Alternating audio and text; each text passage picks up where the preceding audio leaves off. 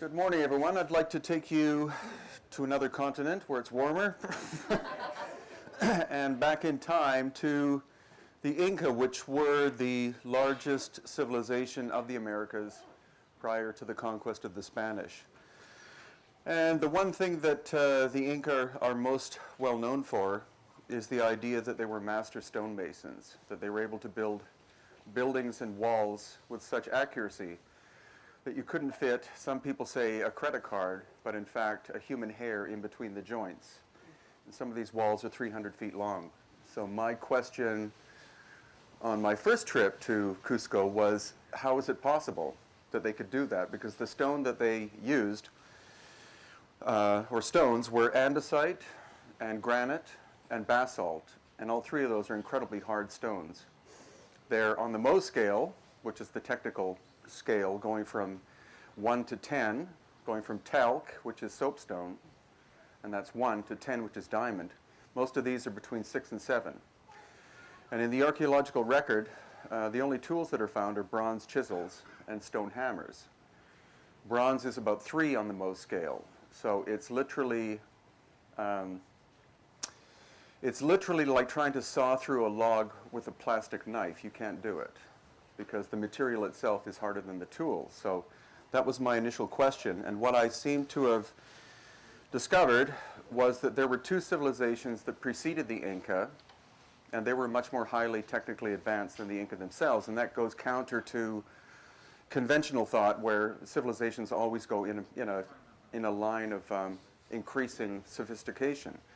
But what seems to be, not only in South America but also globally, is that you have cycles of time and you have cycles of civilization. So you have crests and then you have troughs. And that's where the Atlantis concept comes in. So this is the fanciful depiction of who the Inca originators were. Well, golly. And this is a Peruvian artist. So what you have is Peruvian people and others who go, oh my God, they were gods.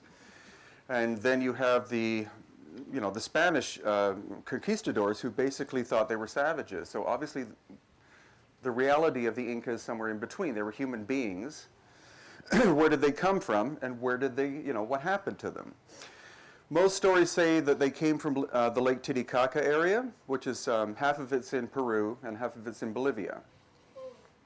And so when you read all of the oral traditions and the Spanish chronicles, you find out that the island of the sun, which is in the Bolivian half, is probably one of the places where the Inca originated. And this is an Inca-style building. Now, if you look at that, you'll see that it's almost the equivalent of some cottages you'll find here. It's basically dry stacked stone, or in some cases they used adobe mud as a mortar because they didn't know cement. Cement came with the Spanish later on. And then here again is another example of an Inca building. But this isn't what you would think of, those who have been to Peru or those who have read about them, of classic Inca. It's supposed to be perfect, almost perfect construction. And this is on the island of the moon, which is next to the island of the sun. And you see this is adobe construction mixed with stone, and that is classic Inca. The Inca were a huge civilization, and they had to, by necessity, build quite rapidly. So the incredible stone constructions would have been not only time-consuming, but again, the toolkit isn't there in the archaeological record. But you see examples of this throughout Cusco and the Sacred Valley of Peru. The other possible location is Tiwanaku in Bolivia, which is just south of Lake Titicaca. And this, you look at this and you think, well, my God, that's very sophisticated. But the thing to take into account is that all of this was reconstructed in the 1960s. So the only original stones are the standing stones you see here. Everything else was taken from the surrounding area and reassembled according to what the archaeologists thought this structure looked like. So it's very deceiving. You look at that and you go, oh my God, that's sophisticated. This is the famous Gate of the Sun, which is at Tiwanaku. and that's one solid piece of andesite stone. A human being, can walk through there. And you see the crack that is coming down on that side of it. It was found snapped in two, as if there had been a giant cataclysm at some time in the distant past. Some people say the Spanish did that, but the Spanish didn't break it. It was actually found half sunk in the mud, suggesting that it has great antiquity and that some major catastrophe happened in the distant past and destroyed the site. And that's precisely what we find at what's called Pumapunku. Amazing shaping of stones, but the whole thing is literally like a giant came and picked everything up and threw it all over the place. Most of the stones lean in one direction, and that's towards Lake Titicaca. So it's as if a giant wave of mud came and swept through the entire place and just toppled everything over. Also, it's been mined for its materials since the Spanish arrived there up until very recently. So only about 5% of Pumapunku still exists. And this is the sort of thing that still, we can still find there. And you see the astonishing accuracy of this. This is as if a tool came and cut through that material. It's completely even from bottom till top. And these holes are exactly the same size, as if somebody in the distant past had a drill and was able to drill these holes into that stone, which again is between 6 and 7 out of 10 on the hardness scale. And this is how some Germans have reassembled what the original stones looked like. And you can see the astonishing complexity. This is not the work of Stone Age people wearing loincloths. It's something from the distant past. I'm not going to give you a timeline because we don't know, but it's an indication that we're missing something in history. And also these skulls have been found at Pumapunku and Tiwanaku, and you can see that they're larger than normal. The cranial volume is also larger than the average human being of today or at that time, so that adds to the mystery. And this is again the depiction of the Inca. They were forced out of the Lake Titicaca area about 950 AD as the result of a 50-year drought. And the Aymara people swept in and forced them to leave. And so what they did, it wasn't just these two. This is Manco Capac and his wife and sister, Mama Oklo. They didn't simply flee. They headed north along a road that existed before them. And I believe they knew exactly where they were going based on oral traditions.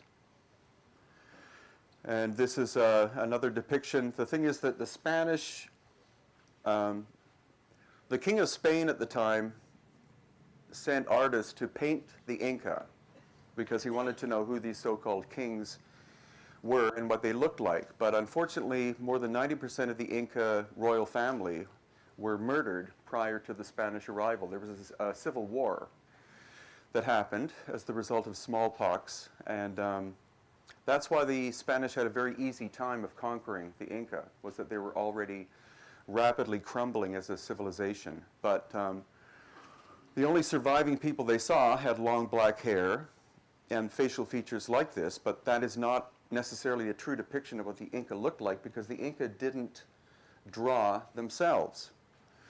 But this is probably closer to what they looked like, short cropped hair like that, and they wore large earrings. So they were actually called the long ears, which draws in tangentially a relationship possibly with Easter Island. It's possible that the Inca or their forebears traveled to Easter Island and they were the ruling family there as well. Their destination was the Sacred Valley, which is close to Cusco, and it's called sacred because it's incredibly productive as regards agriculture. The entire valley floor still grows corn, and the terracing system goes from the valley floor all the way to the tops of mountains. And this is called the Vilcanota River. It's called the Sacred River, and it travels from the Andes and winds up being part of the Amazon and going into the Atlantic. This is the construction by the Wari people who preceded the Inca. They were a great civilization. And this is intact walls that are still present. But what the Inca would have encountered on their travel north towards Cusco is this gate. And as you can see, there are two distinct styles of construction. You have this and you have that. That is classic Inca. Again, we have stone, which could have been shaped with stone hammers and bronze chisels with adobe mud in between. But this is megalithic. And this has the accuracy where you cannot fit a human hair in between the joints. So I believe that the Inca, when they were traveling north, encountered that, that wall as it was. And they were in awe. So what they did is they simply added onto it. And added this, the great area you can see behind it. And this is the Coricancha, which is in the center of Cusco. This is called the Church of Santo Domingo, which was built on top of an Inca, or so-called Inca foundation. And as we come closer, you see the accuracy of the construction. The Spanish used a lot of mortar, and they recycled Inca buildings to build all of their buildings. But that, you can see gaps, but that's probably the result of earthquakes, because Cusco is very earthquake prone. But that's very complicated. It's not simply a straight wall. It's got the curve as well. And to build that would be very difficult. The stone is basalt, and it comes from 50 kilometers away. And that gives you a bit more of detail. And this is what the Coricancha originally looked like when the Spanish arrived in 1533. And then we also have these fascinating things, which I believe are also found, not necessarily the shape, but they're also found in Egypt. And this is where bronze was poured in order to supposedly strengthen the walls. It's almost like a clasp of some kind. So that meant they had to have localized bronze foundries to be able to pour that into place. And this is another example in the wall of the Coricancha that's been recycled by the Spanish. And then other intriguing and strange-looking constructions and this so-called door, which actually isn't a door. And then this. That's a hole 2.5 feet long, and it's perfectly circular, as if somebody in the ancient past had the technology of a drill and was able to bore straight through it. And this is and this is the interior of the Coricancha. Again, you see the incredible precision of the stonework. And in the middle of the Coricancha is this, some people call it a tub or bowl. It's one piece of solid basalt. And in order to shape that would have taken an incredible amount of time. No one knows what the function was. And what the Inca did is that they made the Coricancha the center not only of the city of Cusco, but of their entire civilization. And there are these energy lines that run from the Coricancha outwards, and they're called seke lines. And along the lines at these points are places which are called huacas. And they're either buildings or trees or ponds which are deemed sacred. So the Coricancha was the epicenter of the Inca civilization from their beginning in Cusco up until the arrival of the Spanish. And again, this gives you an idea of the precision of the joinery that I believe they didn't make, but they found, including that little tiny piece there. And that is about that size. And the question is, why would you bother? Were they fanatics about precision? Or was it that the building had to be so tightly fitted that it had a specific vibration, and that the whole building itself had more than simply a ceremonial function? This road is from the Inca period, and on the solstices, the sun rises directly up this way. And then it would shine, the sun would shine straight into what was the Temple of the Sun, whose walls were all sheeted in gold. And so the whole room that the sun shone into would glow. But what's more intriguing is as we close in on this, you'll see 3 different levels of construction. This is green granite from about 30 kilometers away, and it's megalithic. And then on the left-hand side, this is a grayer stone, basalt, and it's not quite as tight-fitting. And then over here is what I regard as being classical Inca. So I think what this indicates is that you're looking at 3 different civilizations and simply the recycling of one structure. The megalithic came first, something happened to the building, the next culture came and built here, and then finally the Inca added on to the right-hand side. And these are also what are, there's a little museum underneath the Coricancha, and these skulls are found. Again, very similar to what is found in Tiwanaku. They have never been carbon-14 tested or DNA tested. So we have no idea how old they are. They're labeled as being Inca, but that's as far as it goes. When you ask the people who work there, they just go, well, we don't know.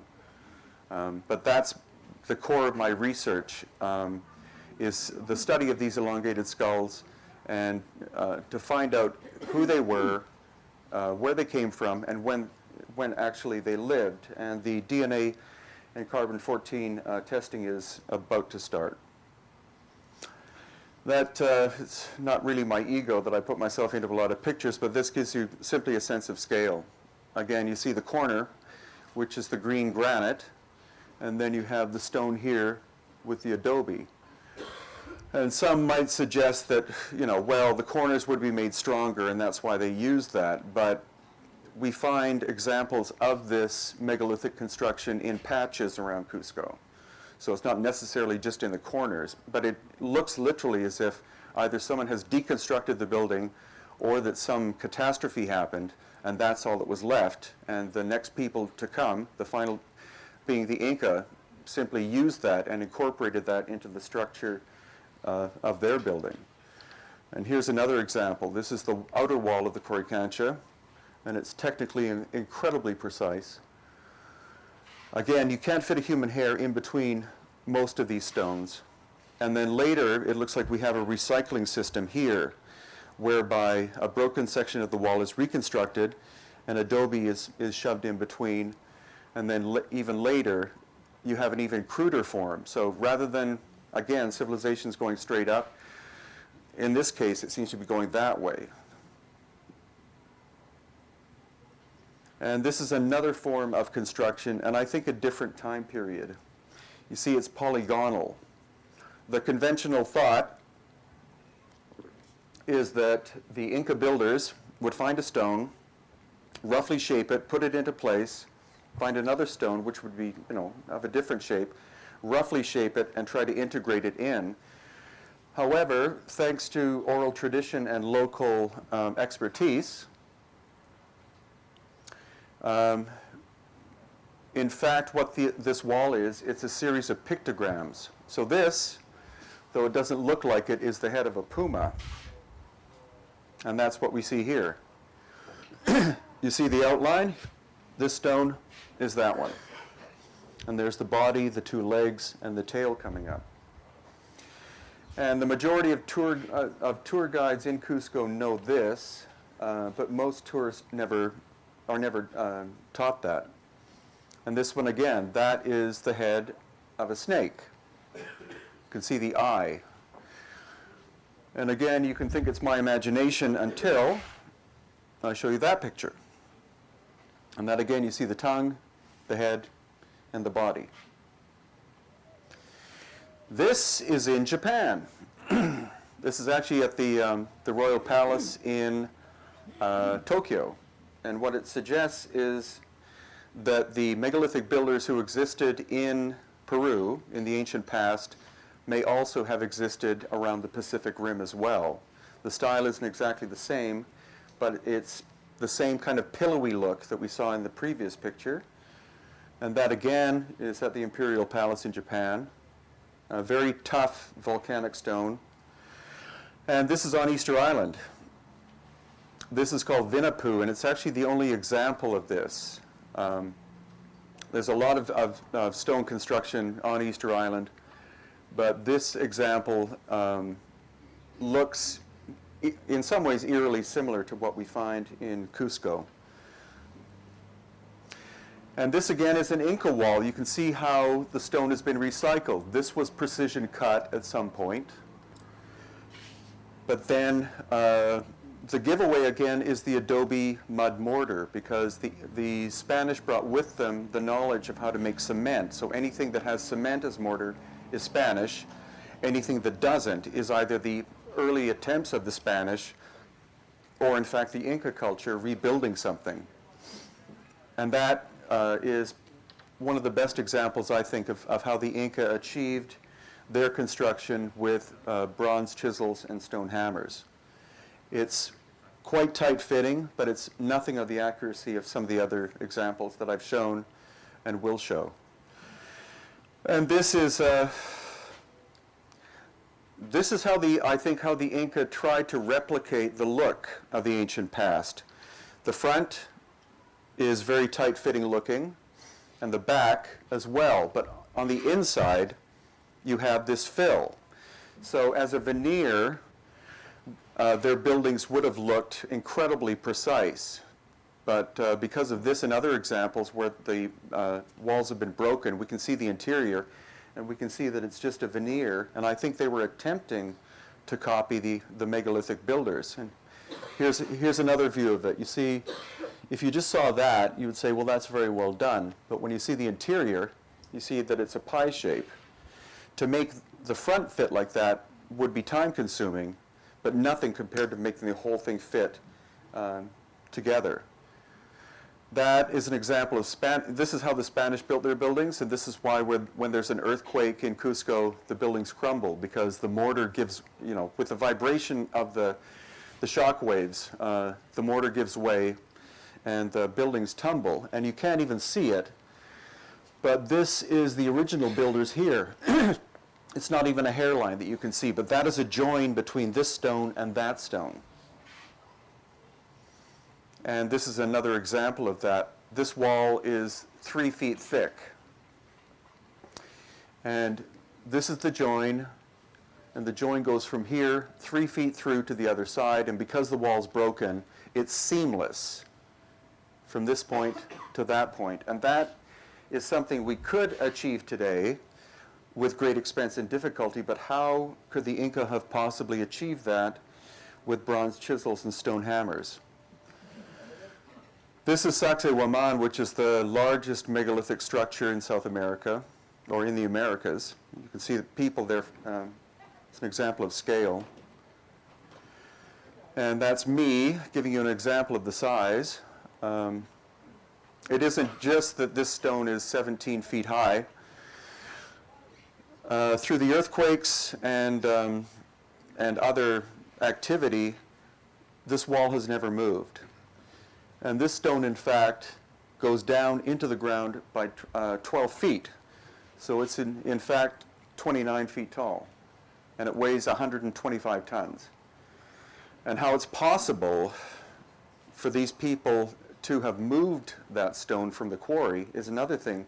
I'm not undermining the brilliance of the Inca. I'm just questioning how was it technically possible, because the trees located in Cusco are very small, and they branch off very close to the base. So you don't have logs that you could use as rollers. And this other structure is quite astonishing. This is the wall in behind. But this, again, is andesite stone. And the surfaces are almost perfectly flat. So how is it, again, how is it possible that they were able to shape that? And this gives you a front view of it.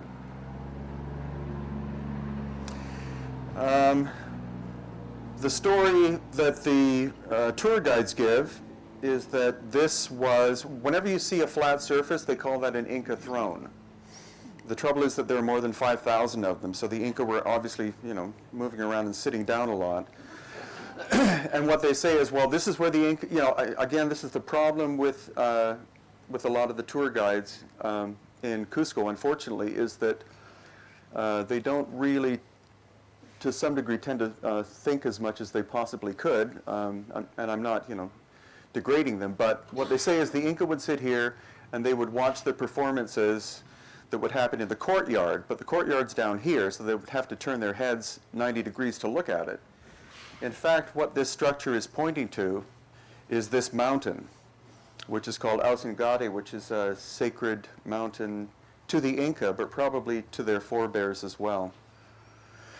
And all over Cusco in the Sacred Valley, we find these. Some people have said, well, those are quarries. The trouble is, again, with the tools that the Inca had, how could they extract the stone? And like what I just said, it's not that we have one example or 10 examples or 15.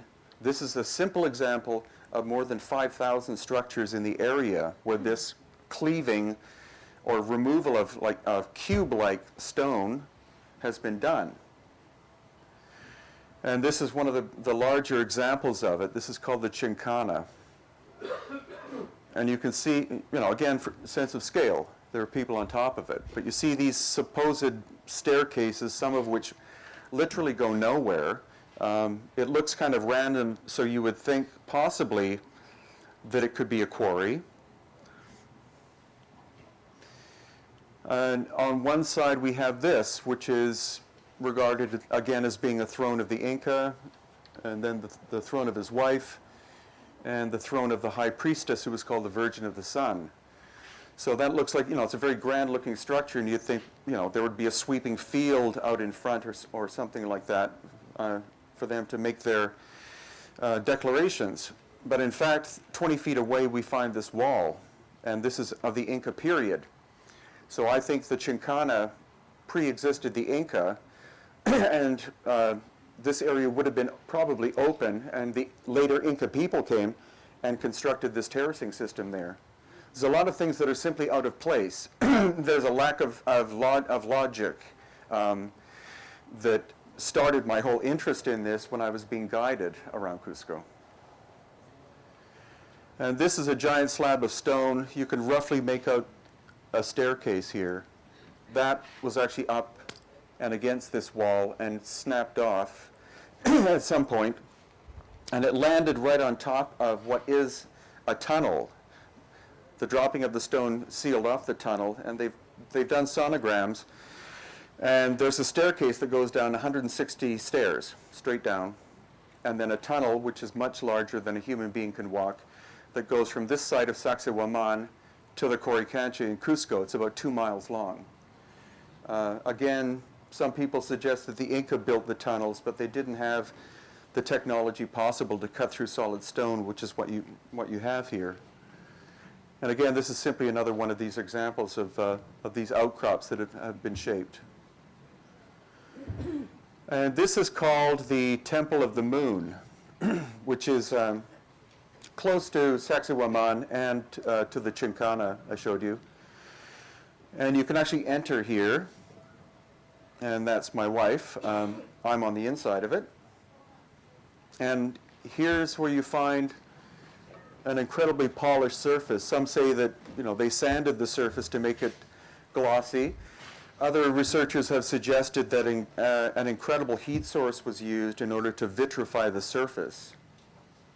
And on the interior is this slab with a hole in the ceiling, and that can easily fit 3 people lying down. This is one of my greatest pet peeves about Cusco, excuse me, is the abuse of a very sacred medicine called ayahuasca. And unfortunately what's happened to it is it's become like a tourist party drug, whereas in fact it's a very sacred medicine which is used for cleansing and purifying and opening up the psyche. But in Cusco it's become something which is unfortunately readily available, and it's almost like you can, 2-for-1 specials are available at happy hour. And this is simply another structure that's called the Temple of the Monkeys, and again, you see these incredible flat surfaces, and the girl there gives you the sense of scale. As well as depictions of snakes. The snakes were incredibly important to the Inca. They represented the subconscious mind. The puma represented the conscious, and the condor represented the superconscious. So the number 3 is critical in the Inca way of thought, but it's something that they inherited from other cultures. Because the actual brilliance of the Inca people wasn't that they were great inventors, but what they did is as they expanded their civilization, which eventually occupied southern Colombia in the north, the middle of Chile in the south, the Pacific Ocean in the west, and into the Amazon in the east. As they enveloped other cultures, not necessarily conquered them, but enveloped them, they would take all of the great attributes of that culture and take them as their own. And so they were, by the time the Spanish arrived, they were the pinnacle of civilization because they had absorbed and adopted the intelligence of other people. This is a passageway, or a labyrinth, at a place called Quenco, which is in the same area as the other structures we saw. And again, you can see the surfaces have been shaped at some point in time. And on the interior, there's this, what looks like a temple platform or something. But again, it's my contention that the Inca didn't build this. They adopted it or inherited it and used it for their own purposes. And this is one of the most intriguing things. Very few people have ever seen this. Gary and Hugh will see this the next time they come to the Sacred Valley. It's located, there are hundreds, if not thousands, of intriguing things which are not on the tourist maps. And this is one of them. And that's in the same cave. And again, you can see the incredible precision of which this, how this was made. And no one honestly has a clue who made it or what it was used for. But that gives you a sense of the precision of the structure. And the shape of that construction in the cave is also found here at a place called Ollantaytambo. And what you have, it's a very beautiful looking thing, and it's comprised of 3 tiers. And again, that represents the 3 levels of consciousness. What's happened to it now is that it pre-existed the Inca, and what they did is they adopted it and actually turned it into a fountain. They cut this channel here, allowed the water to flow. But the precision of that as compared to this indicates to me that this was done by a much more technically sophisticated people than this, and this is clearly Inca period. This shape is called the chincana, and it relates to that previous slide because, again, if you take half of it, you'll see that you have the 3 levels like that. And it's called the Inca cross, but again, it's an example of something that the Inca adopted from someone else. And it looks like a very simple symbol, but any simple symbol often, if it's of an ancient and sacred nature, contains an incredible volume of information. And for example, it represents time, energy, space, matter, the 4 seasons, and also the 4 directions, and also the 4 departments of the Inca civilization, the east, the north, the west, and the south, as well as the 3 levels of consciousness which are here, the 3 levels of community service here, and the 3 levels of philosophy there.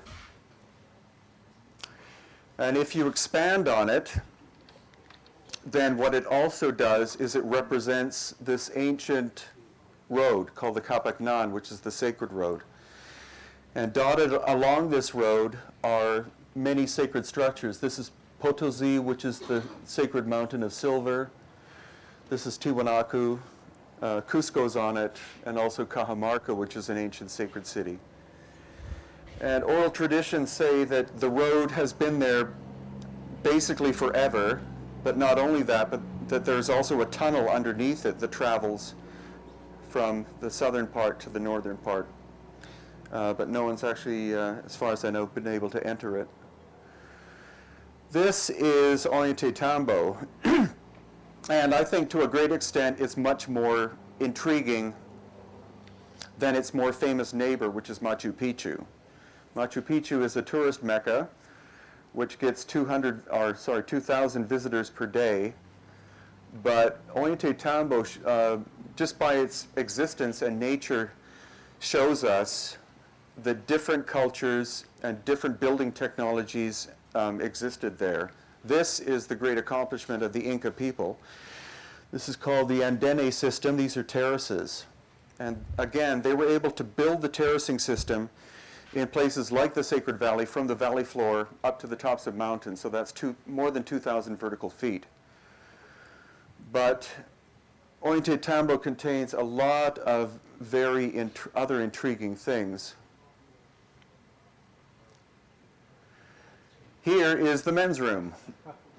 And next to the men's room, almost no one even bothers to observe that, but here's an example of what I think is the first civilization's work. Again, it's somehow they were able to remove these cubes of stone from very hard stone.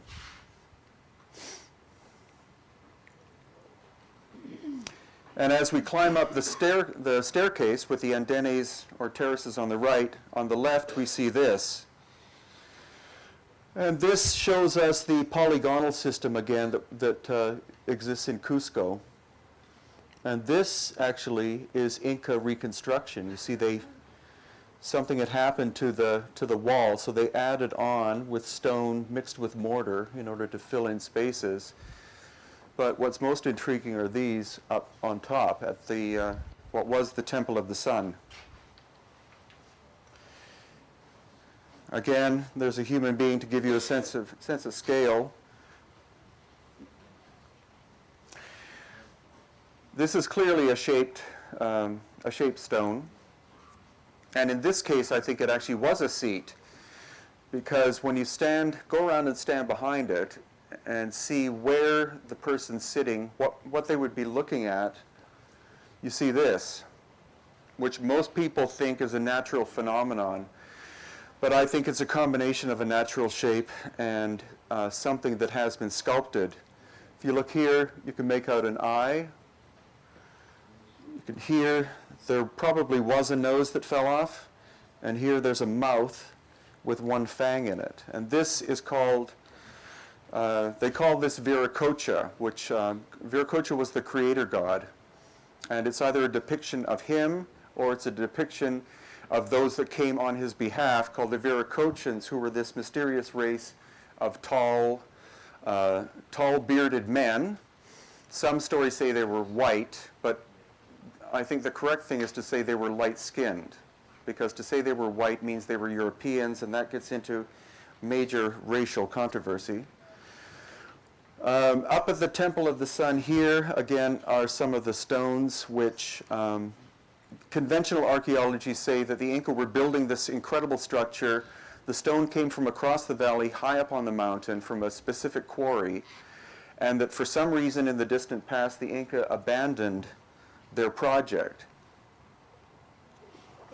But the more that I visit the place, I think there was a major catastrophe in the distant past, and that caused the Sun Temple to basically, for all intents and purposes, explode.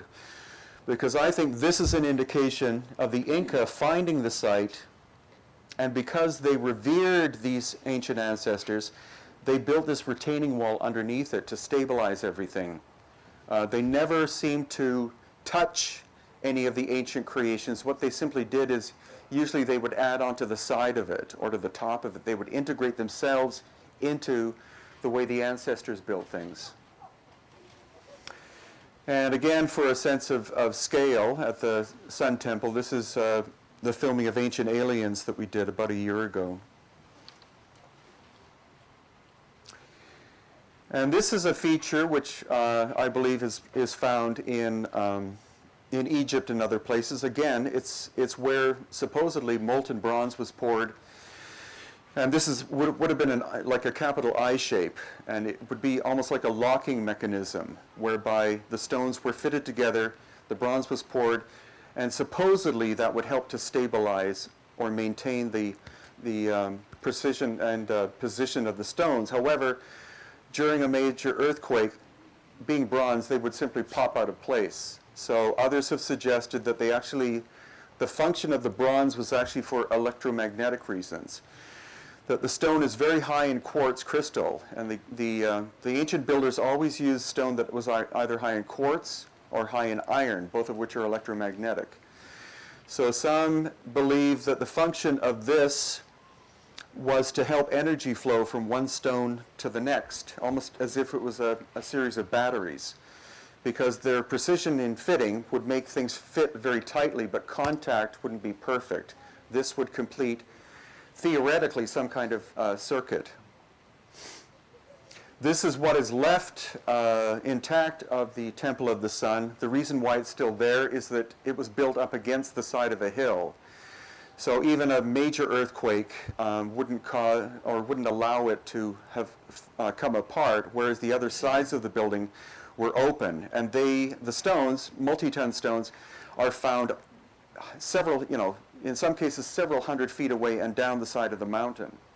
So again, I contend that rather than the standard explanation of the building never having been completed, that in fact it was completed, a catastrophe happened, caused it to fall apart, and that's why we find it in the state it's in today. That's another view of it. And this is kind of intriguing.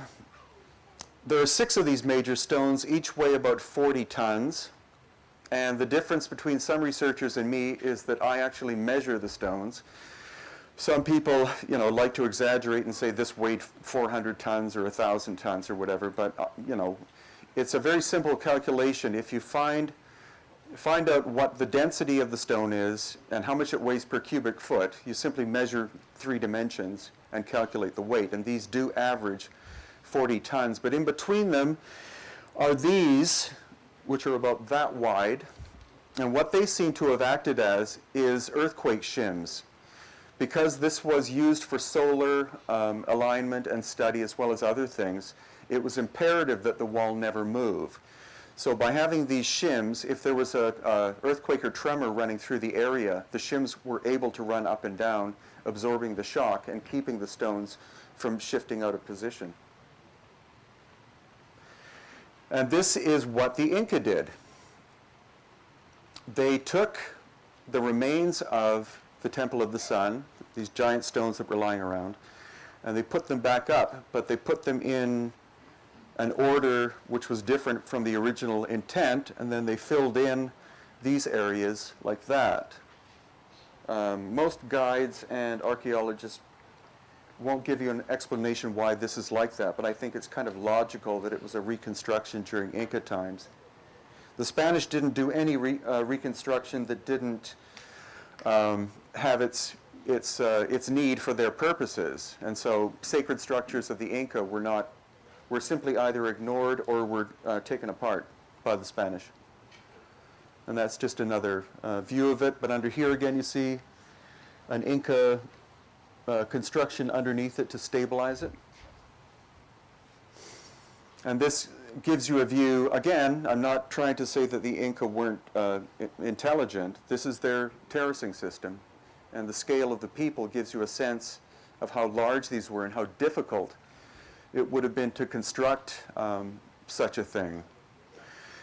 They were incredible agricultural experts. The soil for the Andene system was always great earth taken from the Sacred Valley floor itself, and in some cases, again, carried up 2,000 feet in order to have great topsoil. And the fertilizer was actually brought from the coast, which is about 200 miles away. This is one of the oddest things that exists, and this is the view from the Sun Temple, and it might be hard to make out, but if you follow this line this way, and then follow this line, or a line that would be coming this way, it makes a 90-degree angle. And then if you follow here, that way, this flat surface, and then this angle coming off that way, it's basically half a pyramid, and this is the capstone missing. And the only way you can actually see it is from a mountain in behind where there's a very specific temple. And when you look down from that temple, because of the nature of how this was designed, it appears like a three-dimensional pyramid coming up. 99% of the tour guides in Cusco don't know that exists. There's no explanation for it. So again, I think some ancient people did that for some reason.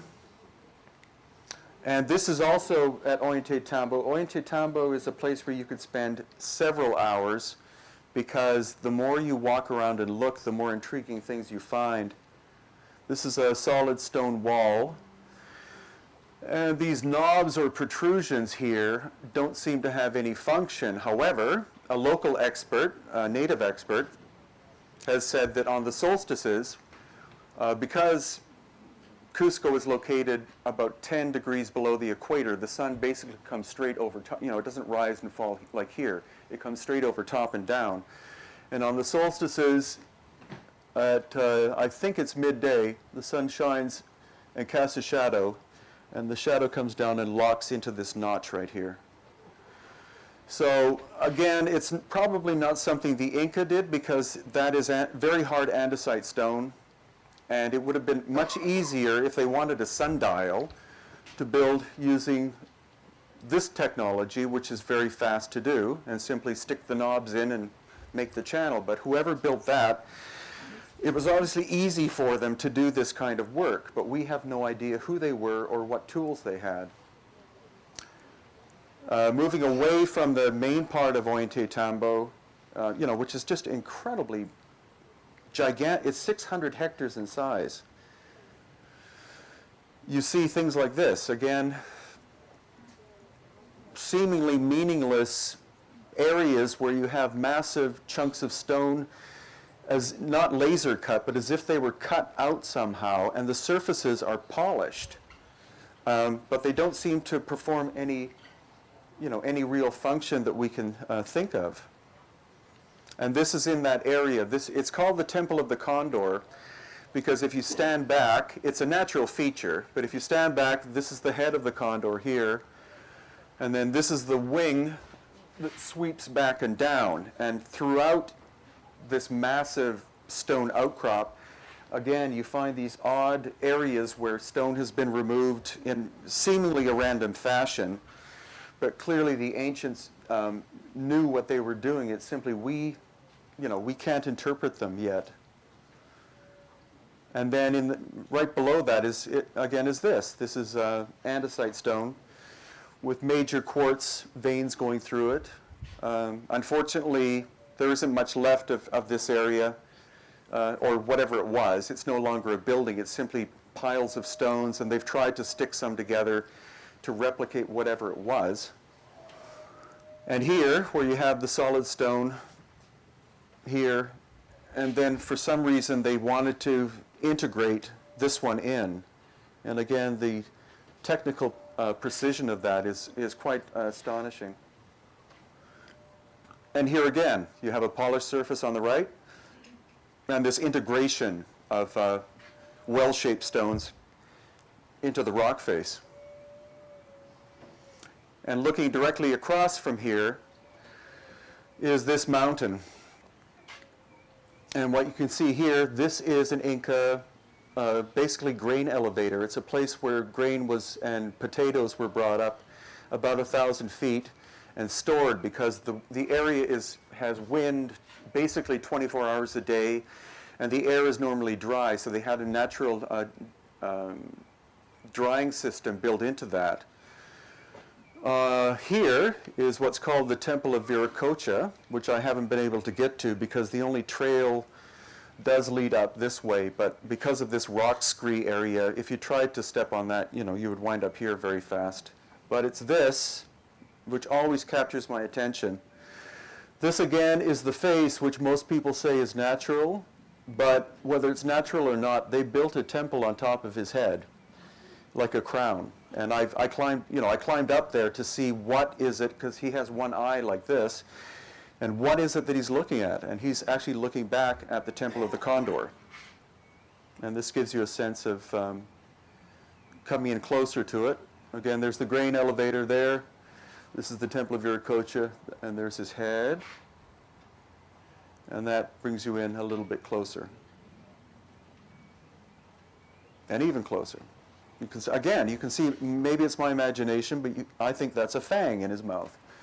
And I think that slit is on purpose. You know, the eye is there, and then there's a slit as though that's where the pupil is, or was. And finally, we have Machu Picchu. And Machu Picchu, contrary to what most anthropologists and archaeologists say, because the Spanish never found it, and it's not the only one. There's another city called Choquequirao, which also the Spanish never found. And the conventional story is that Machu Picchu was built by this one high Inca called Pachacutec, and he wanted basically a winter palace. So he sent his workers up there, and they flattened the mountain and built this city of approximately 1,000 people. But the more that I visit this place, the more I can see that at least two other cultures existed prior to the Inca. And again, that's shown by the construction techniques. This is probably just an anomaly, but it does appear that behind the city is a face looking skyward. But, most likely that's just something nature did. Yeah. Okay, thanks. And this is a fanciful depiction of what Machu Picchu would have, would be if it was a face in behind. This is Inca period construction, like we've seen. It's basically dry stacked walls. An engineering marvel in and of itself. But then you find things like this here as well. And they, most guides simply say, well, this was a temple of, or this was something for human sacrifice, which the Inca also didn't do. The Inca were not barbaric people, and they did not conduct human sacrifice. Anyone who's heard of the Inca Trail, that's it in the background. You enter the city from Cusco that way. This simply shows you again the integration of styles. You have the bedrock here, and on the right, I believe the Inca added that. This is the Temple of the Sun, and you can tell just by looking. You look at the sophistication of this as compared to the terraces, and of course some will say special building, special construction, agricultural different, but that's far too simplistic an answer. That shows you the interior. And it's as if they were trying to, as if a later builder was trying to protect something that was inside, this megalithic shaped stone that, whose function is unknown, although of course they'll always say it has to do with the sun and solar alignments, but that's way too simple an explanation. That's what the stone looks like. This is called the Temple of the Three Windows. And again, it's megalithic and contrasts very much in style with that, which is supposed to be, Machu Picchu was supposed to have been built over 30 years, and they wouldn't shift gears like that in terms of construction. Any architect or engineer in any culture wouldn't allow that. That's the interior of another building. And this is the Intihuatana, which is the hitching post of the sun. What's most intriguing about this is that no one's been able to decode what all of these angles do. Again, they'll simply say it was used for solstices or equinoxes, but no culture, as far as I'm concerned, specifically has rituals solely on that. These things are calendars, so daily they're doing some sort of function. It's not just that you wear a bunch of feathers and 4 times a year you come and celebrate there. The other intriguing thing is that it's made out of white granite, which is high in crystal, and it's actually the top of the mountain. It isn't simply a stone. They expose the top of the mountain itself, and people say when they put their hands on it that it radiates, it radiates energy.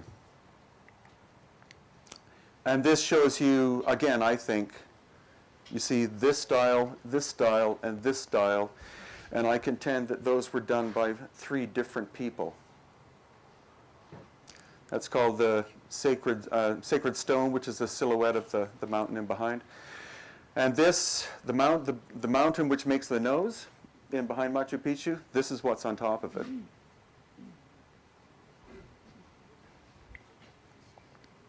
And that's simply a plan of the city, and that is how you see the city from the top of the mountain. It's in the shape of a condor facing west.